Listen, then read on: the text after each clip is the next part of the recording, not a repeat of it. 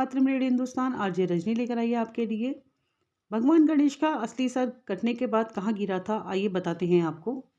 हिंदू धर्म में मान्यता है कि किसी भी शुभ काम को करने से पहले भगवान गणेश की पूजा अर्चना कर उनका आशीर्वाद लेना चाहिए। ऐसा करने से कोई भी काम बड़े आराम से निर्विघ्न संपन्न हो जाता है। यही वजह है कि भगवान गणेश को विघ्नहर्ता भी कहा जाता है। गणपति के जन्म की कथा भी बड़ी रोमांचक और निराली है। उनके जन्म के संबंध में दो कथाएं प्रचलित हैं। शिव पुराण के अनुसार माता पार्वती ने अपने शरीर के मैल से बालक का पुतला बनाकर उसमें प्राण फूंक दिए। उस बच्चे को किसी को भी अंदर न आने देने का आदेश देते हुए वह स्नान करने के लिए चली गई। कुछ देर बाद वहां भगवान शंकर आए और पार्वती के भवन में जाने लगे। बाल गणेश ने महादेव को अंदर जाने से रोक दिया। शिव जी के समझाने पर भी भगवान नहीं माने। क्रोधित शिव ने त्रिशूल से बालक का सिर धड़ से अलग कर भीतर चले गए। पार्वती को जब गणेश के वध के बारे में पता चला तो वह क्रोधित होकर विलाप करने लगी और सृष्टि में हाहाकार मच गया। तब पार्वती को प्रसन्न करने के लिए भगवान शिव ने एक हाथी के बच्चे का सिर काटकर बालक के धड़ से जोड़ दिया। दूसरी कथा के अनुसार जब गणपति जी का जन्म हुआ तो शिवलोक में उत्सव मनाया जा रहा था।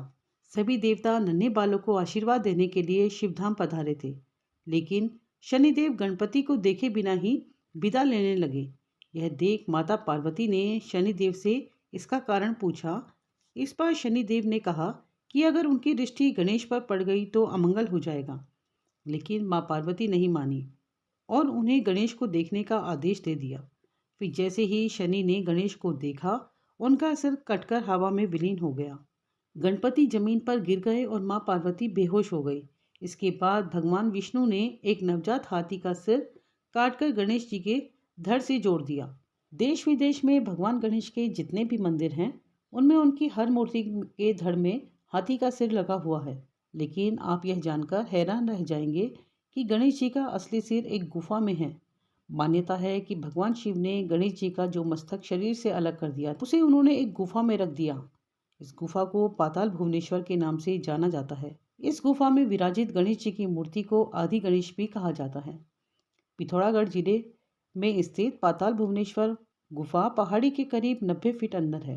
यह उत्तराखंड के कुमाऊं में अल्मोड़ा से शेराघाट होते हुए 160 किलोमीटर की दूरी तय करके पहाड़ी के बीच में बसे गंगोली हाट कस्बे में है।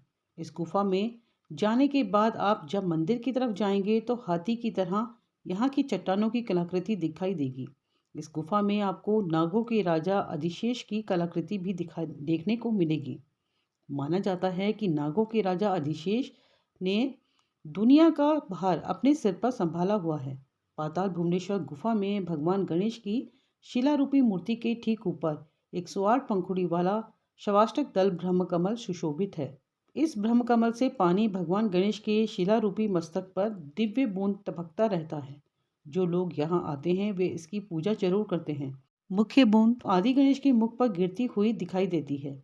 मान्यता है कि यह ब्रह्मकमल भगवान शिव ने ही यहाँ स्थापित किया था। स्कंद पुराण में वर्णन है कि स्वयं महादेव शिव पाताल भुवनेश्वर में विराजमान रहते हैं और अन्य देवी देवता उनकी स्तुति करने यहाँ आते हैं। यह भी मान्यता है कि त्रेता युग में अयोध्या के सूर्यवंशी राजा ऋतुपर्ण जब एक जंगली हिरण का पीछा करते हुए इस गुफा में आ गए थे, तो उन्होंने इस गुफा के अंदर महादेव शिव समेत 33 कोटि देवी देवताओं के साक्षात दर्शन किए थे। इस गुफा में 4 पत्थर स्थित हैं, जिन्हें युगों का प्रतीक माना जाता है। इसमें से एक पत्थर, जिसे कलयुग का प्रतीक माना जाता है, वह धीरे धीरे ऊपर उठ रहा है। कहा जाता है कि जिस दिन यह पत्थर ऊपर दीवार को छू जाएगा, तब कलयुग का अंत हो जाएगा। बने रहे हमारे साथ रेडियो हिंदुस्तान पर। सबको सिखाएं पेड़ लगाएं, सबको सिखाएं जल बचाएं।